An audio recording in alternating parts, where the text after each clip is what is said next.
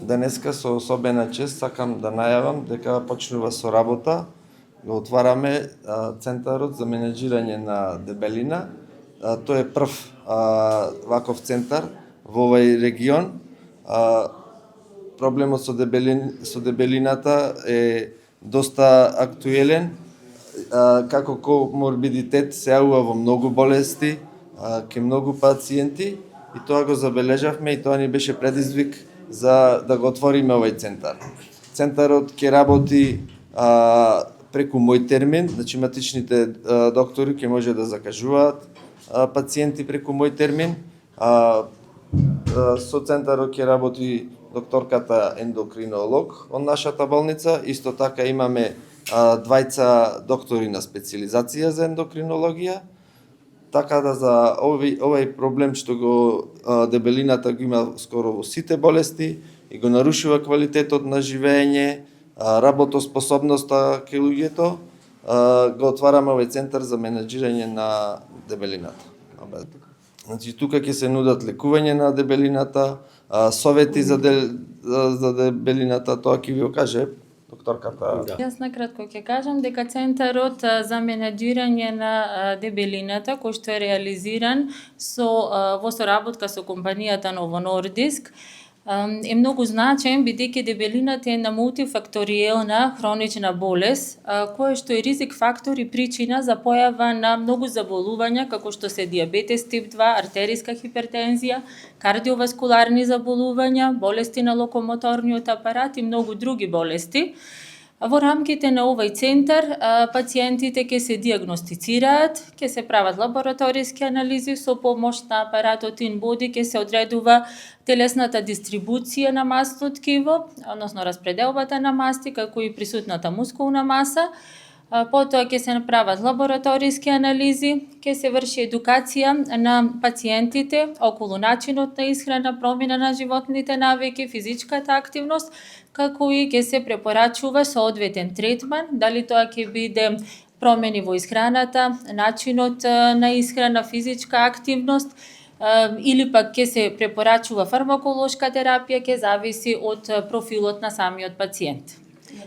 Навременото третирање и менаџирање на ова заболување е многу важно, бидејќи со самиот третман се подобрува квалитетот на живот кај овие пациенти, а исто така се превенираат или се олеснува лекувањето на многу заболувања кои што произлегуваат од зголемената телесна тежина. Како ќе може пациентите да го посетуваат центарот, да се каже место? Пациентите ќе можат преку матичен лекар да закажуваат на мој термин, ќе има посебна област во рамките на ендокринологијата, значи центар за менаџирање на дебелината. На тој начин пациентот со закажан термин ќе доаѓа тука, ќе се прават диагностичките процедури, ќе се даваат советите и ќе се советува понатамошен третман. Дали се знае отприлика статистички во Македонија и во Прилеп? Да, за Прилеп се уште немаме, тоа во понатаму со работата ќе покаже времето. Во 2025 година во нашата држава 65% од адултното население, од возрастното население, имало зголемен индекс на телесна маса, што значи прекумерна или зголемена телесна тежина, додека пак 30% од возрастното население живее со дебелината како хронично заболување.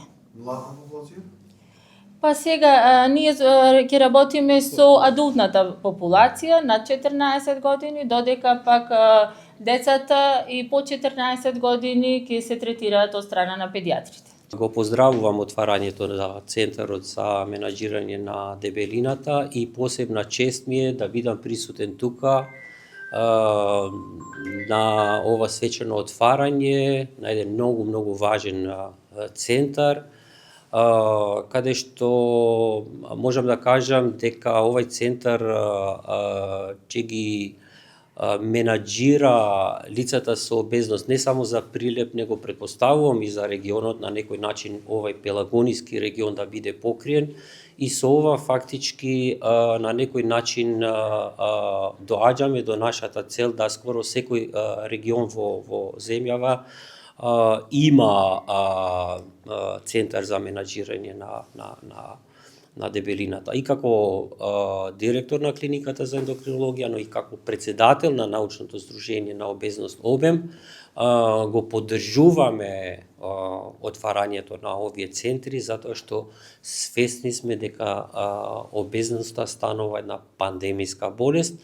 На жалост и ние сме обезогена земја со многу висока преваленца и како што се знае дека обезноста, односно дебелината, предизвикува многу други коморбидитети, преку 220. Целта е навремено да се препознае дебелината како хронична болест и да се подигне свеста не само кај населението, него и кај нас, здравствените работници, дека со вакви центри ние ќе му придадеме значеност на ова хронична болест. Зашто, нажалост, и ние се уште не ја препишуваме, односно не ја поставуваме диагнозата за дебелина E66, него секојаш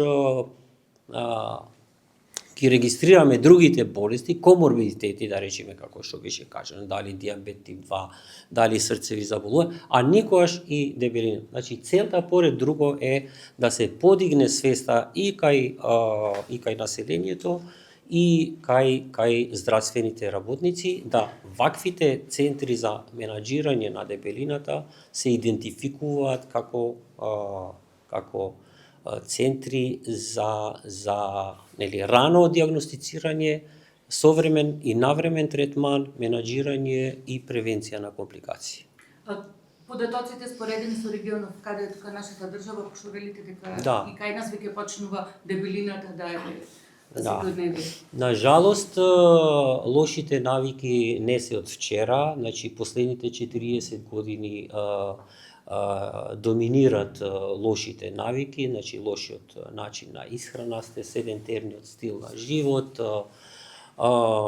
и на некој начин и ние станавме обезогена, викаме, земја, каде што околу 60% сме надхранети или обезни, значи околу 30% сме обезни.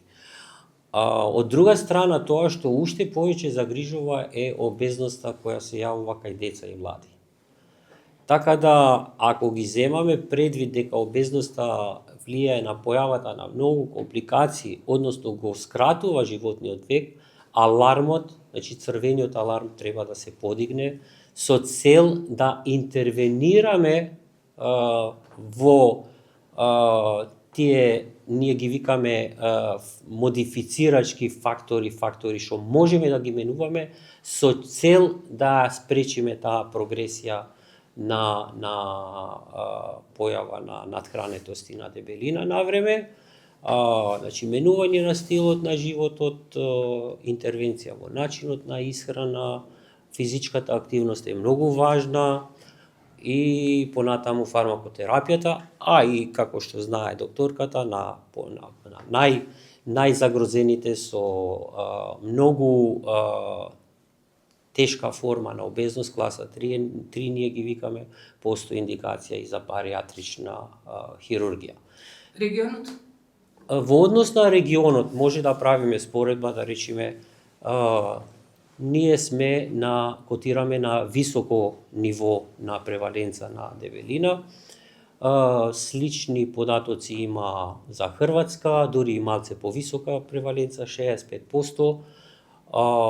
Тука се и Албанија, односно Црна Гора, нешто пониски податоци на преваленца има Србија, но тоа не значи дека може податоците не можеме да потврдиме дека овие се предвидувања, тоа што кажа и докторката, значи целта е ние да ги регистрираме лицата обезни и да направиме заеднички национален регистар, да имаме точна бројка за да ние знаеме каде сме, каде се движиме со ова хронична болест. Важно е дебелината да се препознае како хронична болест. Представеше се. Ирфан Ахмети, професор доктор Ирфан Ахмети. Од Прилеп. Значи, можам да кажам дека научното здружение за дебелина, односно обем, има активна кампања наречена Кругот на поддршка, каде што за цело време низ државата се води кампања за препознавање на дебелината како болест, а каде во ова поддршка се вклучени и другите системи, односно Министерството за здравство, Фондот на здравствено осигурување, Канцеларијата на Светската здравствена организација, со разни кампањи во однос на активности, односно едукација, во скоро сите сектори, вклучувајќи ги и училиштата, односно скоро сите градови, каде што ова кампања ќе трае до крајот на годината, со цел, значи повторно ќе кажам, да ја подигнеме свеста за ова